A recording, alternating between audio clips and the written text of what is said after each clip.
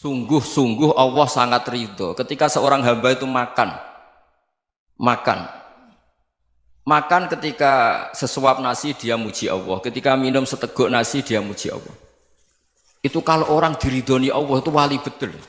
Itu untuk jadi wali itu gampang, kamu makan ridho, kamu nginjak buminya Allah ridho seneng, kamu hidup keseharian aman seneng.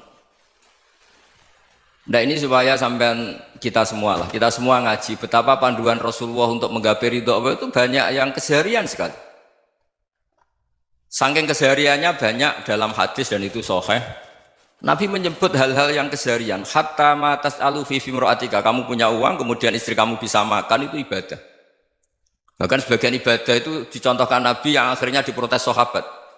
Yaitu wa fi buti ahadikum sedekah, kamu menggauli istri kamu itu ya sedekah. Sampai sahabat bilang yang benar ya Rasulullah. Ayati ahaduna syahwatahu wa huwa lahu ajrun. Masa urusan biologis, urusan syahwat kemudian dia dapat pahala. Nabi menjawab, alaysa law wada'aha fi haramin akana alaihi wisrun. Bagaimana kalau dia meletakkan ke yang tidak benar itu kan dosa. Nah, hal-hal seperti ini yang saya ingin teman-teman semua lah, semua. Saya juga agak ingin ngaji demi Anda juga agak ingin. Itu dosa sekali ngaji kok pesanan kelompok tertentu itu enggak boleh.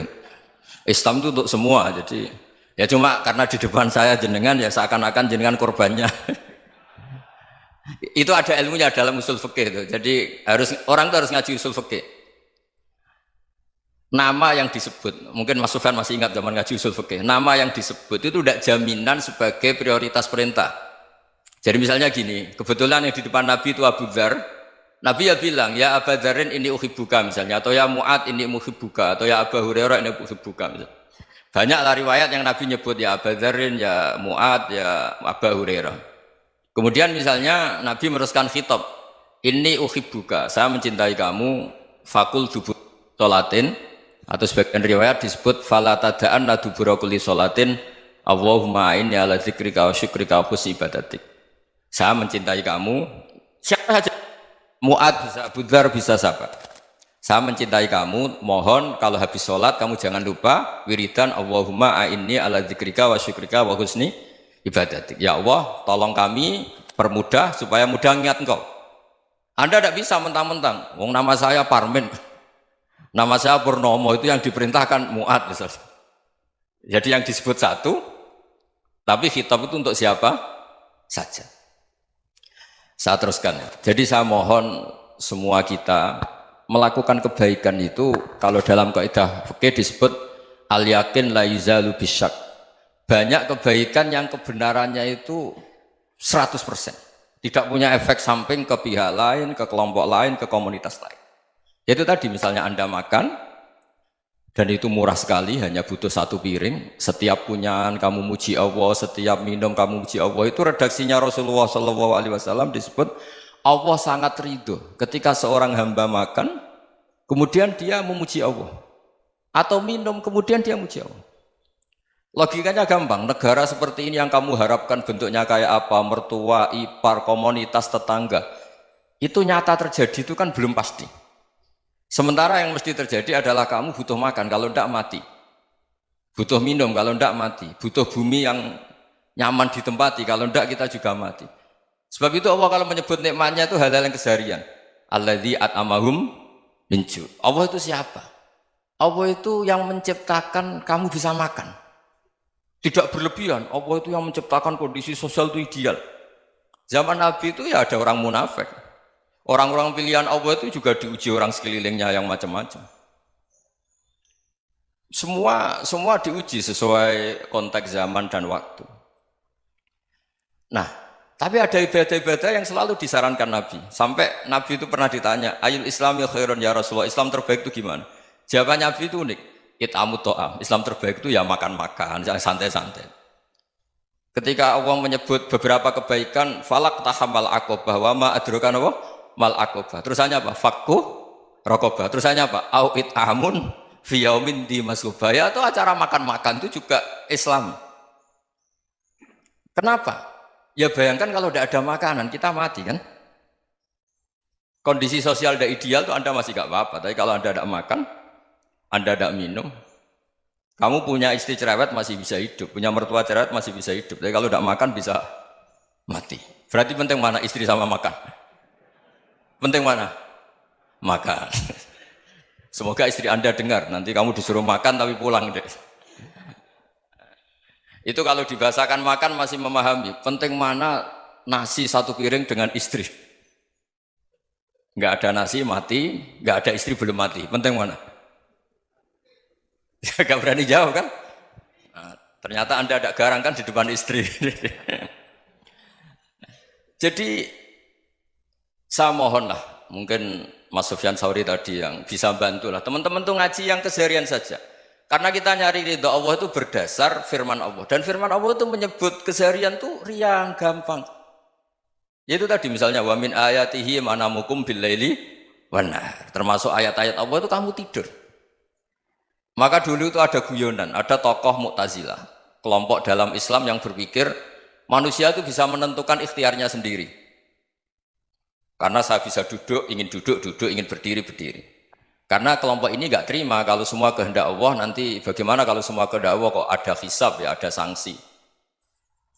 Lucunya itu dia akhirnya, ini cerita ya, mencintai seorang perempuan, cantik sekali.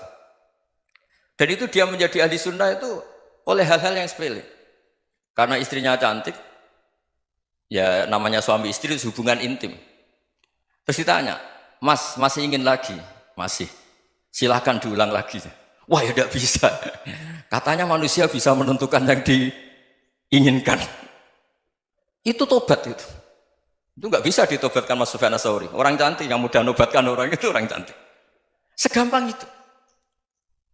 Akhirnya kita tahu, makanya kalau dalam kitab Hikam itu disebut al-aqil mayyakul madza yaf'alu wa hubi wal ghafil mayyakul madza af'al. Orang yang punya akal karena sadar ini wilayah Allah, semua milik Tuhan. Itu dia tiap hari berpikir, besok Allah akan melakukan apa terhadap dunia ini. Kamu merencanakan suatu mau plesir, ternyata gempa. Mau wisata ke Rusia, ternyata perang. Kamu tidak pernah tahu apa yang akan terjadi besok. Wa ma tadri nafsum madza taksibu ghadan. Tapi anda semua kita ini sering punya jadwal permanen. Makanya saya kalau diundang siapa saja, sanad takdir. Yang jelas Gus ini acara penting. Ya masih acara penting nak pangeran ngersakno piye? Kok ape dadi pangeran? Kamu kok mau jadi Tuhan? Itu kadang ya kiai. Penting Gus acara ini jenengan harus memastikan bisa. Loh kamu itu yang ngajarin tauhid, sesuatu itu biadillah kok bilang-bilang apa pasti. Kalau maksa terus tak tobatkan loh kamu kata saya. Ya kalau gitu Gus bilang insya Allah. Wah itu hati saya, fisik saya, roh saya sudah bilang insya Allah. Tidak usah kamu latih kata saya. Nah hal-hal tauhid keseharian itu gampang sebetulnya. Wal ghafil yaqulu madza af'al. Tapi orang yang lupa Allah dia setiap hari bilang besok apa? Kita bisa melakukan apa? Seakan-akan dia itu aktor, dia penting, dia subjek permanen, dia. Padahal kita ini hanya objek kehendak Allah Subhanahu wa taala. Karena kita yakin sesuatu yang terjadi di alam raya ini kita tidak bisa apa-apa. Makanya saya sering ngaji, sering bilang saya, ketika Anda mensifati Allah, Dia yang menghidupkan. Sudah itu tanamkan sehingga ketika kita mati santai saja. Kenapa santai? Allah punya cara menghidupkan kita. Zaman kita hidup juga gak tahu caranya ngelola jantung, ngelola paru-paru. Kamu juga gak tahu ngelola oksigen yang tidak beracun, tidak mengandung polusi. Tahu-tahu hidup. Gak ingin tua ya tahu-tahu tua, gak ingin mati tahu-tahu mati. Selama ini kita hidup juga gak tahu apa-apa sebetulnya. Hanya gaya tok, punya jadwal, punya planning. Kalau kamu bisa menentukan pilihan Anda, pasti Anda istrinya cantik, 4 neriman semua, kona'ah semua. Nyatanya enggak kan? Ada 1 jelek, cerewet. Oh itu kan, nyatanya enggak bisa apa-apa Anda kan? Dan kamu bawa mati lagi. Itu kan, istri Anda juga gitu, punya keinginan, punya suami yang ganteng, yang jabat, yang neriman, yang enggak poligami. Ya enggak kesampaian juga. Kalau kita ngitung tingkat kegagalan kita itu gagal terus. Ya kan? Nah, terus ingat Allah, madza yaf'alu wa bi. Orang yang punya akal selalu berpikir Allah itu menghendaki apa terhadap saya. Lalu sama-sama orang melihat orang yang serius, itu kata Anda itu pemikir berat, serius, senang punya tokoh yang merengut tuh, karena kamu anggap serius. Tapi sebagian orang anggap orang yang serius itu wong merengut, wong masam, wong muka kok ditekuk. Jadi sama Itu hati, ya muqallibal qulub tsabbit qalbi ala dini. Karena kita nggak tahu cara berpikir kita tentang orang lain, tentang sekeliling kita.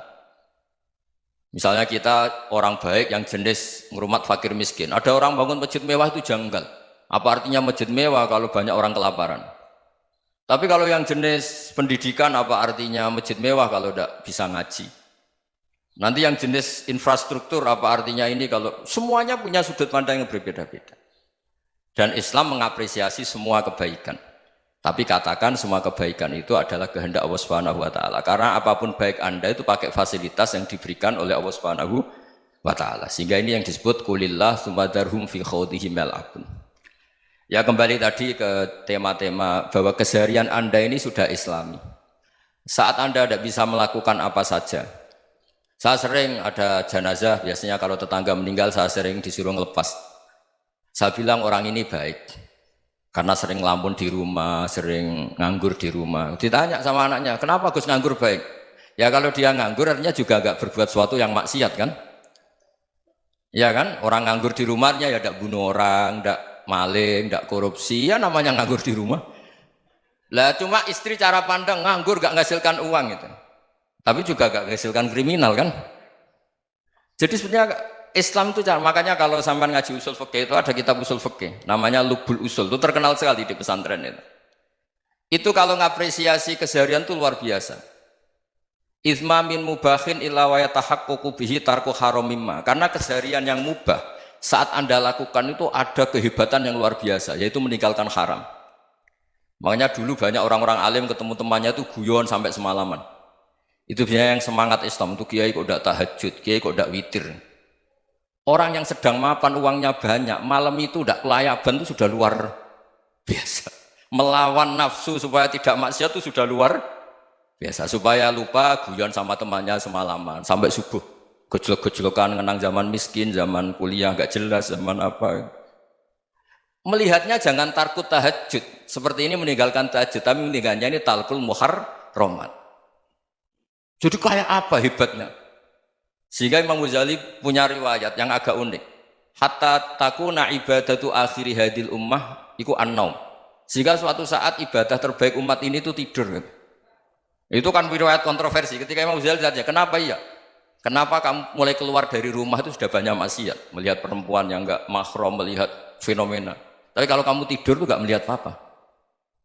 Tapi juga kamu jangan menganggap tidur itu ibadah betul. Saatnya melakukan fardhu ain malah masih tidur. Tapi itu sudut pandang yang menjadikan kita Islam itu gampang. Jadi saat Anda tidak bisa aktivitas apa-apa, misalnya ada beberapa orang yang lumpuh. Lumpuh itu memang nggak bisa Jumatan, nggak bisa ibadah, tapi dia juga nggak bisa maksiat. Tidur itu memang Anda saat itu tidak bisa tahajud, tidak bisa witir, tapi saat itu ada zina, ada maling, tidak gosipkan orang, tidak bully orang, tidak menanamkan kebencian, tidak hasud. Sehingga tidur menurut Allah Ta'ala wa min ayatihi manamukum billaili apa? Wan-nahar. Karena di tidur itu selain ada unsur istirahat, jaga kestamina, juga ada unsur meninggalkan beberapa keburukan. Nah saya mohon ibadah yang keseharian ini kita jaga. Supaya kita semua baca ayat itu fasih. Fasih itu tertanam di hati. Allah itu siapa? Alladzi at'amahum min ju'i wa amanahum min khauf. Dan Allah kalau cerita di Quran itu anna subabnal ma'a subba thumma syaqaqnal ardon wa syaqqa fa'ambatna fiha habba wa inaba wa qadba wa zaituna wa nakhla wa hadaika hulba. Kamu tahu saya ini siapa, kata Allah. Saya ini adalah Tuhan yang menurunkan air, kemudian ada tanaman banyak. Habba wa inaba wa qadba, ada zaitun, ada tin, kalau orang Jawa mungkin ada tela, ada padi, ada mangga, ada pisang. Sudah. Wa inaba wa zaituna wa nakhla wa hadaika hulba. Ada perkebunan yang lebat. Tujuannya apa? Mata Allahkum, silahkan kamu pakai, kamu nikmati. Tapi karena kadang kita ini punya ide-ide besar. Tadi untuk syukur saja nunggu punya istri riman, rumah baik, tetangga baik, komunitas baik, semuanya baik baru syukur. Lama-lama nanti ada di surga, syukurnya nunggu surga paling kelas A. Itu sudah ada yang menghuni Rasulullah, kamu nggak boleh di situ. Masa untuk syukur saja? Repotnya Masya Allah. Jadi mohonlah Quran yang kalau Anda hafalkan juz sama itu kan ada ayat-ayat yang kayak tadi. Ya, fal yang dzuril insanu ila ta'ami. Coba lihat. Apa yang kamu makan ya? Dari mana? Dan untuk mempertahankan hidup kamu keseharian. Jadi jangan kira ibadah itu harus membentuk komunitas yang versi Anda. Ibadah itu harus yang hal yang mulu-mulu. Kesehariannya Anda alami. Loh ini saya tidak bikin-bikin. Saya ngaji bukan karena berdasar pesanan. Itu ayat yang saya bacakan betul ada ayatnya kan. Fal yang dzuril insanu ila tu'ami anna sababnal ma'a sabba thumma syaqaqnal ardo syaqqa fa ambasna fiha habba wa inaba wa qadba wa zaituna wa nakhla wa hada'iqa ghulba. Terusannya apa? Mata'al lakum, silakan kamu nikmati. Mata itu silakan kamu nikmati. Ya kayak sampean dikasih hidangan ya makan. Ya sudah makan, habis makan ya minum, habis itu ngantuk ya tidur. Ya sudah normal-normal saja. Kayak apa indahnya Islam? Tapi Anda mencari Islam yang gimana lagi? Nah itu yang diajarkan guru-guru kita, diajarkan sanad kita sampai Wali Songo, sampai Rasulullah SAW. Bahwa pada akhirnya ada jihad, ada perang. Itu dulu memang perang, bukan membunuh, beda. Dulu kita dijajah Belanda ya perang, dan itu normal karena kita dijajah. Jadi ketika orang lain ingin baik sama kita, wa in ahadum minal musyrikin astajaruka ya fa'jirhu hatta yasma'a kalam Allah. Kalau mereka ingin baik ya kita baik. Makanya ada istilah musta'man, mu'ahad. Kalau mereka ingin damai, berdampingan dengan kemajmukan ya itu yang lebih baik. Karena memang Islam menghormati proses perdamaian. Wa in janahu lis-salmi ya fajnah lah. Kalau ingin damai ya kita harus